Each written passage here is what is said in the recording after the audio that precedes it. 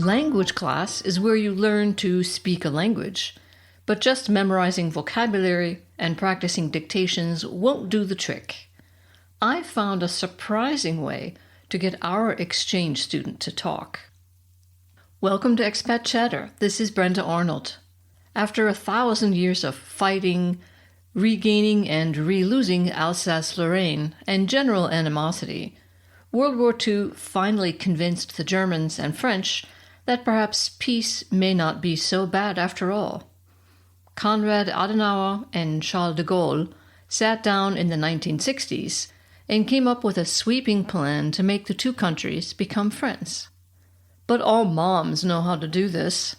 They organize play dates for their kids, and when the kids fight, they force them to kiss and make up. Apparently, the German and French leaders had asked their moms for advice, because they did the same in the form of a friendship contract known as the Élysée Treaty between Germany and France, signed in 1963. That is how the student exchange between French and German high schools came into being. We also hosted a French exchange student, Marie, for a week. My kids were happy to do this, but their feelings paled compared to how thrilled I was. If only I'd had such an opportunity as a kid growing up in northeastern Ohio. Just think, I could have had an exchange with a neighboring country too, like Canada. Oh, except we speak the same language. And everyone in Quebec speaks English too. Well, Mexico then. Except Mexico is over 3,000 kilometers, that's about 2,000 miles, from my hometown. It's all coming back to me now. The geography of the U.S. makes it one giant, isolated island. But back to Marie. I imagined how excited she was, too, to have the chance to spend a week in Germany and practice her German. The only flaw in this notion was my assumption that she in fact had any German to practice. Merely the fact that she was taking German in school was apparently no reason to think that she could say anything in that language. After all, at my school we just took a language for the credits. Speaking it was an entirely different matter. Nobody said anything about that. Passing dictations and memorizing vocabulary, certainly. But why would anyone bother to actually speak? Oh yes, there is that giant, isolated island thing. Marie also subscribed to this philosophy. I discovered this when asking her what she wanted to eat, in German. She looked at me the way the cat looks at you when you ask her to please get off the couch and go sleep in the expensive fancy cat bed you bought for her. What? You gotta be kidding. Willst du etwas Brot oder lieber Müsli zum Frühstück? Would you like some bread, or do you prefer muesli for breakfast? Blank looks. Magst du Brot oder Müsli? Do you want bread or muesli? More blank looks. Brot, muesli? Intense stares. I finally resorted to waving the bread and muesli around in the air with a hopeful, inquisitive look on my face. She pointed immediately to the bread, even though our hearty German bread probably did not suit her French predilection for baguette.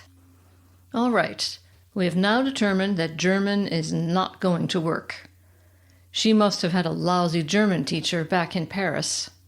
Perhaps they just translated texts, learned vocabulary, and took dictation, as we did in French at my high school. But I still had the ambition to make the trip worth her while.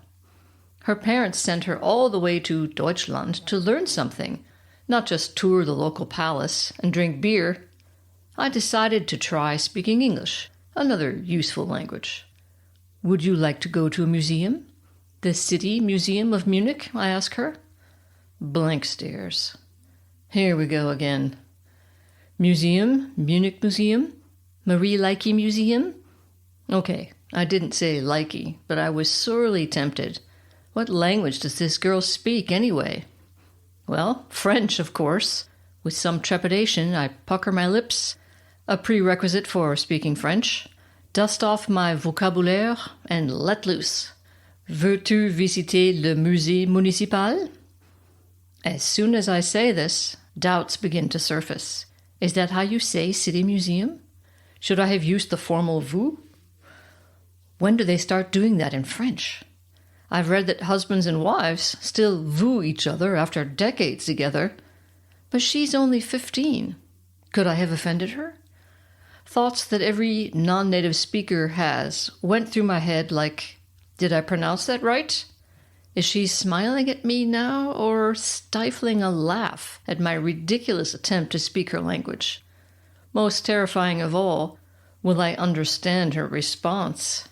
Fortunately, decades of making mistakes in German have shaved away any linguistically themed shame I once possessed. Probably like when squires got knocked off their horses. After landing face down in the dirt a few dozen times, it's like, yeah, I know, that looked really stupid, whatever. And they get back on. Now, for the first time, Marie responds. Oui, pourquoi pas? Yes, why not? Off to the museum we go. We pass the wooden model of Munich from 1570 and various versions of the city's monk logo. I explain these things in my broken French, getting back a oui each time.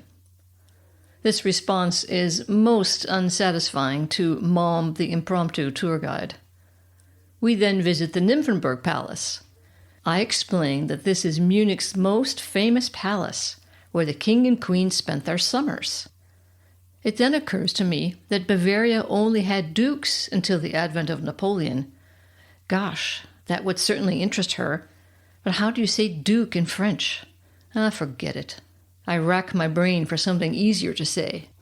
Ça te plaît? You like it? Oui, mais c'est petit. Marie manages to combine the first full sentence of her entire stay with an insult in just 4 words. Our trademark palace is little. Excusez-moi. We can't all have a Versailles in our backyard. Saturday is the turning point. Language is clearly not her communication medium of choice, so we try another angle, the game Uno. Suddenly, Marie opens up. After a week of learning no German, within minutes she had mastered the necessary colors for the game: green, blue, yellow, and red. More astounding still is her immediate agreement and participation in the most outrageous rule for the game that I could muster in my desperation to get her to come out of her shell. The loser of a round would be required to go out on the balcony, spread out their arms, and belt out a random opera aria. We can't wait for Marie to lose a round. I lose first and strut boldly onto the balcony to sing a few lines from Carmen. Toreador en garde, toreador, toreador. Just for the record, this may seem like just a few words, but opera being opera, they stretch out. Marie finally loses. She amazes and delights us by rushing outside, throwing up her arms, and singing a few lines of something. It didn't matter what it was. She was participating, having a great time, and had even learned 4 colors in German. It was a great lesson in communication. Sometimes you have to pave the way with non-verbal messages to make people feel comfortable enough to speak. Or if you're really lucky, even sing. Thanks for listening, and see you next time.